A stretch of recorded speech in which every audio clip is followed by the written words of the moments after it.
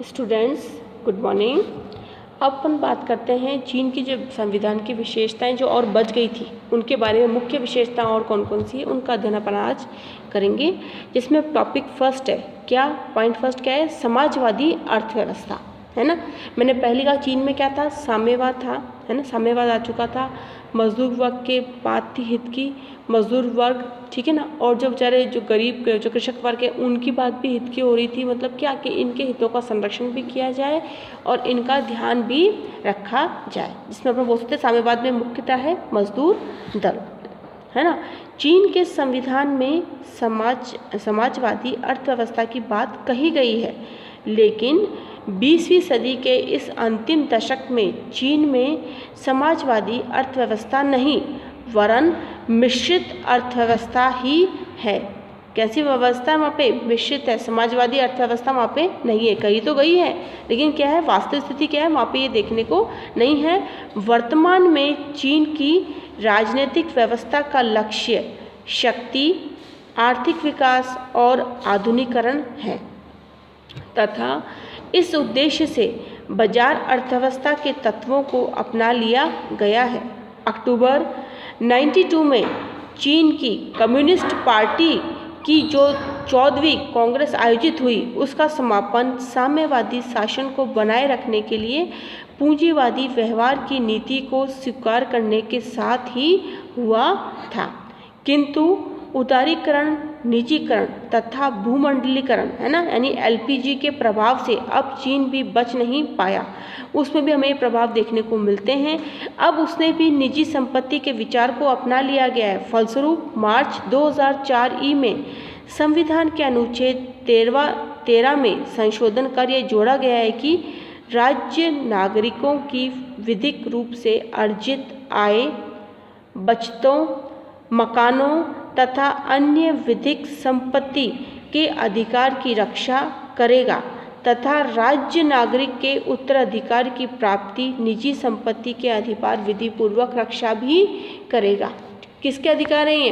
अपनी जनता के। और जो पर्टिकुलर्स में बोला गया ना क्षेत्रवाद के आधार पर, किसकी, साम्यवादी दलों की स्थापना के आधार पर चीन की अर्थव्यवस्था से संबंधित ये इसको मान्य चीज़ें पड़ेंगी ही पड़ेंगी। ठीक है, अब बात करते हैं आगे। राजनीतिक दलों के गठन की स्वतंत्रता, लेकिन वस्तुतः एक दलीय प्रणाली, है ना।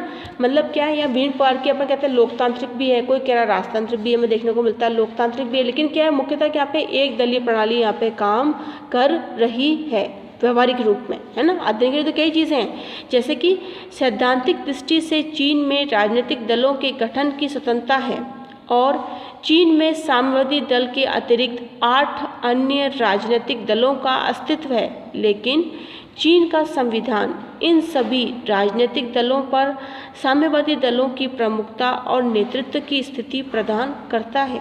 इस दृष्टि से प्रतियोगिता राजनीति का अभाव है और एक दलीय एवं नए संविधान की प्रस्तावना में साम्यवादी दल का महत्व भूमिका की सराहना की गई है और संविधान से स्पष्ट है कि चीन की समग्र जनता नेतृत्व की धुरी साम्यवादी दल ही है। यानी क्या आज क्या वर्तमान समय में क्या है, साम्यवादी दल क्या हो रहा है, एक शक्ति के रूप में वहाँ पे उभर के सामने आ रहा है। मजदूर वर्ग का उसको समर्थन प्राप्त हो रहा है, उसके हित की संरक्षण की बात वो कर रहा है। कौन? साम्यवादी दल।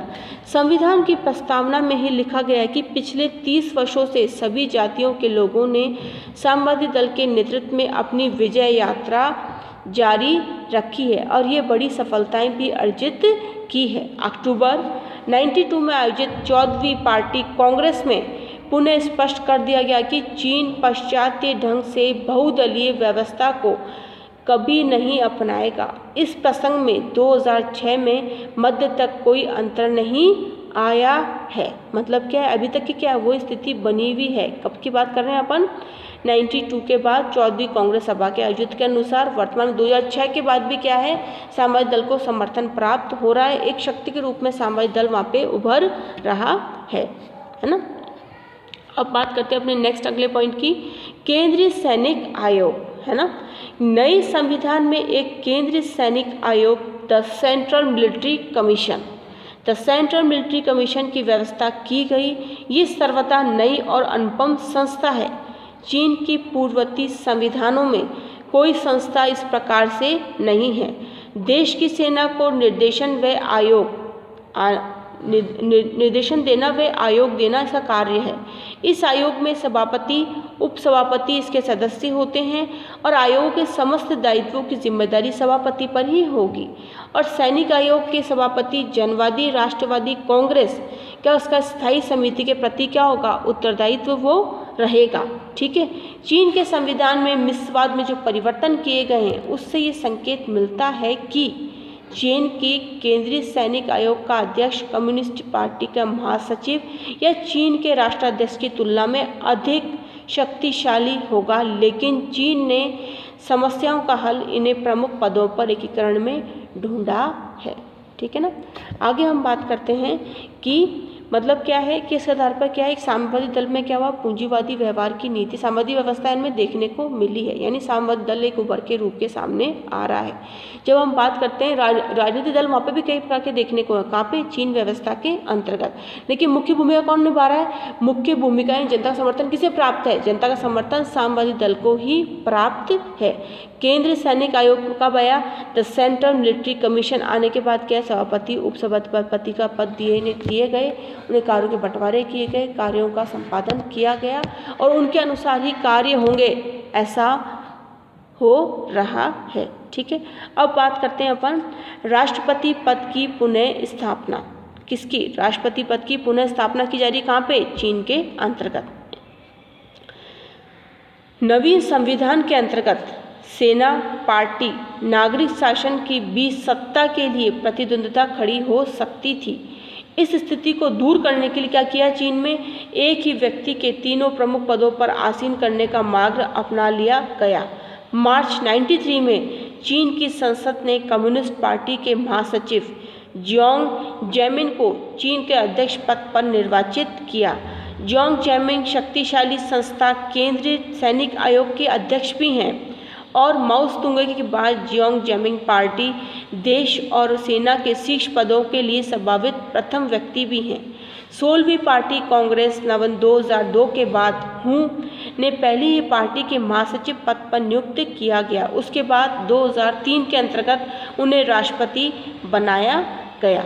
मतलब क्या था कि पहले के अनुसार क्या बात करते हैं अपन, 1978 के अनुसार क्या था कि राष्ट्रपति पद को समाप्त कर दिया गया था। लेकिन क्या अब सरकार पर अंकुश रखने के लिए व्यवस्था कार्यप्रणाली नए पड़ेगा, तीनों को कोई एक प्रधान नेतृत्व प्रदान करने के लिए क्या किया कि 93 के अनुसार क्या हुआ, चीन में राष्ट्रपति पद की पुनः स्थापना की गई, जिसके अनुसार कार्यों का संपादन भी किया गया। ठीक है ना। जैसे नए संविधान में राष्ट्रपति व उपराष्ट्रपति पद की पुनः स्थापना की गई, जबकि 1978 के संविधान में इस पद को कर दिया गया था, इस पद को समाप्त कर दिया गया था। इसका निर्वाचन राष्ट्रीय जनवादी कांग्रेस द्वारा किया जाएगा। राष्ट्राध्यक्ष द्वारा किए जाने वाले समस्त औपचारिक कार्य जैसे आदेश जारी करना, प्रधानमंत्री की नियुक्ति है ना, ऑडिट जनरल की नियुक्ति, विदेशी राजदूतों को प्रमाण पत्र देना राष्ट्रपति को करने के लिए होते हैं। इनका कार्यकाल जनवादी कांग्रेस के अनुसार कितना होगा, 5 वर्ष ही रखा गया है, यानी किसका, राष्ट्रपति पद का कार्यकाल।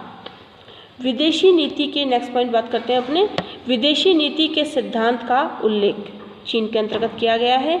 नए संविधान की प्रस्तावना के अनुसार चीन की विदेश नीति का वर्णन हमें देखने को मिलता है। विदेश नीति के संबंध में कहा गया है कि फर्स्ट, चीन का भविष्य समस्त दुनिया से संबंधित है, चीन का भविष्य समस्त दुनिया से संबंधित है। सेकेंड, चीन पंचशील के आदर्श का पालन करेगी एवं दूसरे देशों के प्रादेशिक आखंडनों को समाप्त करेगी, वह शांतिपूर्ण सहअस्तित्व में विश्वास करेगी। ठीक है ना। थर्ड है, चीन साम्राज्यवादी उपनिवेशवाद का विरोध करता है और विकासशील देशों के राष्ट्र स्वतंत्रता के आंदोलन का समर्थन वो करता है। 20वीं सदी के अंतिम दशक तक चीन के कुछ सीमा तक तो निश्चित रूप से शांतिपूर्ण सहअस्तित्व की दिशा में आगे बढ़े, बल्कि चीन के राष्ट्रीय हितों की रक्षा में शांतिपूर्ण सहअस्तित्व की नीति भी अपनाने पर संभव हो सका है।